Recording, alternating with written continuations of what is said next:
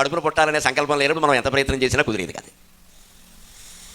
అంటే మనకి యోగం లేదంటే కంగారు కూడా పడక్కలా. అసలు సంతానం ఎందుకు కలుగుతారు? రుణానుబంధ రూపేణ పశుపత్ని సుతాలయాహ. ఎవరికైనా మనం బాకీ ఉంటేనే పెళ్ళి అవుతుంది, ఎవరైనా మనకి బాకీ ఉంటేనే పిల్లలు కలుగుతారు. పెళ్ళి అవ్వలేదు అంటే ఎవరికి మనం బాకీ లేవు, పిల్లలు లేరు అంటే ఎవరు మనకి బాకీ లేరు. నమశివాయ. ఇంత అదృష్టవంతుడు లోకంలో ఉంటాడా? ఇంత అదృష్టవంతుడు లోకంలో ఉంటాడా? శంకరాచార్య అటువంటి అదృష్టవంతుడు, వివేకానందుడు అటువంటి అదృష్టవంతుడు, రామకృష్ణ పరమహంస పెళ్ళయి కూడా అటువంటి అదృష్టవంతుడు. వాళ్ళందరినీ మనం ఆదర్శంగా తీసుకుంటాం, వాళ్ళందరికీ నమస్కారాలు చేస్తాం. మన పిల్లాడికి మాత్రం ఏంటో పెళ్ళవట్లా, ఏంటో పెళ్ళవట్లా. అయిన తర్వాత ఉంటాయి పెద్ద బాధ్యాలు. ఎప్పటి నుంచి ఎందుకు గడుపుతావు? అవట్లేదు ఎంతవరకు అంటే అయ్యేవరకే.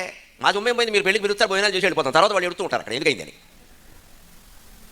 ఓ పక్క సన్యాసుల గురించి, బ్రహ్మచారుల గురించి, మహాయోగుల గురించి వాళ్ళ చరిత్రలన్నీ మనం చదువుతున్నాం, వింటున్నాం. మళ్ళీ మన పిల్లలకి పెళ్ళి అవ్వలేదని ఏడుస్తూ ఉంటాం. ఇంకా లోక మర్యాద అంతకంటే ఏం లేదమ్మా. పక్కింటి వాళ్ళకైంది, మన ఇంట్లో అవ్వలేదు. తోడోళ్ళు పిల్లలకైంది, మన వాడికి అవ్వలేదు. మేనల్లు పిల్లలకైంది, మన వాళ్ళకి అవ్వలేదు. క్షమిస్తారేమో పిల్లకి 34 ఏళ్ళు వచ్చేసి ఏదో మహాయోగిని అవుతుందేమో, ఒక లల్లాదేవి అవుతుందేమో, ఒక అక్క మహాదేవి అవుతుందేమో, ఒక బెజ్జ మహాదేవి అవుతుందేమో. అవనీ రాదమ్మా. ఎందుకు వచ్చిన గొడవ? పెళ్ళి మనకైంది సరిపోలేదు, వాళ్ళకి కూడా అవ్వాలా? ఇదో పెద్ద శిక్ష. ఈ ఆలోచనల నుంచే బయటపడాలని. పిల్లలు కలగలేదు అంటే మనకు ఎవరు బాకీ లేరు, పెళ్లి కూడా కాలేదు అంటే మనం ఎవరికి బాకీ లేవు. తీసేయి హాయిగా. ఈ జన్మతో వదిలిపోయింది ఈ బంధం. శుభ్రంగా జపం చేసుకుంటూ కూర్చుంటే వెళ్ళిపోతాం, ఎక్కడికైనా వెళ్ళిపోతాం. తీన్ చట్ పాంచి పట్టపట్ట అన్నారు లెక్క. ఏక్ నిరంజన్ ఒక్కడే ఉంటే నిర్లేప నిర్మలా నిత్య నిరాకార నిరాకుల నిర్గుణ నిష్కళ శాంత నిష్కామ నిరుపప్లవ నిర్వికల్ప నిరాబాధ నిత్యముక్త. ఇవన్నీ ఏమిటంటే అమ్మవారి నామాలు. ఏకాంతమే. అందులో శివుడు ఉండడు, అమ్మవారే ఉంటుంది. ఏకాంతంగా ఉన్నప్పుడే హాయిగా ఉంటావు. ఎవడు పక్కన ఉన్నాయంటే ఏదో గొడవ, ఏదో ఒకటి రాగద్వేషాలు, అశమ పోషమ్మ, ఆత్మస్థుతి పరనంద, లేనిపోని ఇగో. మనం ఒక్కడే ఉన్నప్పుడు ఇగో ఎక్కడది తలపేసి కూర్చున్నాం ఇక్కడ. ఆ ఏకాంతంతో సుఖం ఇంకోట్లేదు.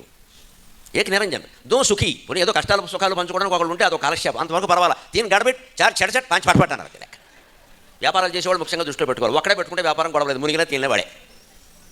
రెండో వాడిని చేసుకోవడం, నన్ను అడిగితే భావమర్థం చేసుకోవడం మంచిది తమ్ముడి కంటే భావమర్థం చేసుకోవడం మంచిది. ఎందుకంటే మధ్యలో ఒక రాయిబారు, సాంస్కృతిక రాయిబారు ఉంది ఇక్కడ, భార్య. ఆయనకి మనకి మధ్యలో, ఆవిడకి అక్క, మనకి భార్య.